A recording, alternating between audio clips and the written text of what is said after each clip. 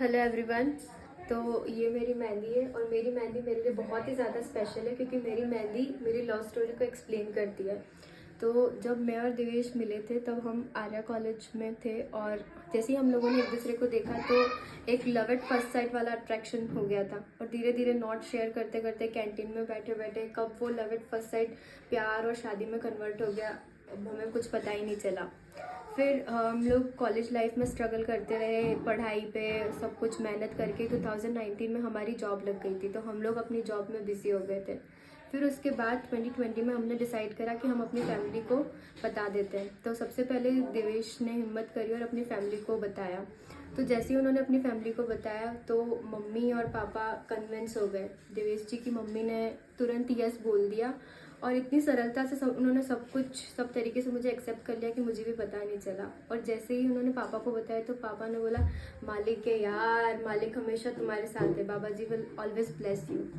फिर उसके बाद 2022 में मैंने अपनी फैमिली में बताना शुरू करा।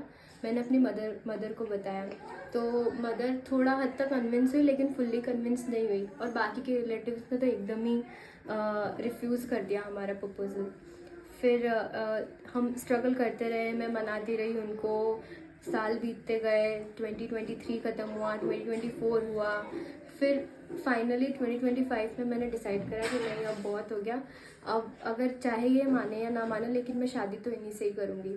तो 2025 में जाकर हमारा स्ट्रगल ओवर हुआ और हम लोगों ने मैरिज कर ली अप्रैल 2025 में। उसके बाद धीरे धीरे फैमिली मेरी प्रेजेंस को महसूस कर रही थी तो धीरे धीरे वो भी मान गई, मेरी मदर मान गई, मेरे फादर भी मान ही गए, मेरे बाकी की जो रिलेटिव्स थे वो भी थोड़े थोड़े मान ही गए। तो ऐसा नहीं होता है कि अगर आप डिफरेंट कास्ट से हो और आप ये सोच लो कि आप अपने लव से शादी नहीं कर सकते, अगर आप थोड़ा सा स्ट्रगल और पेशेंस रखोगे तो सब कुछ हो सकता है।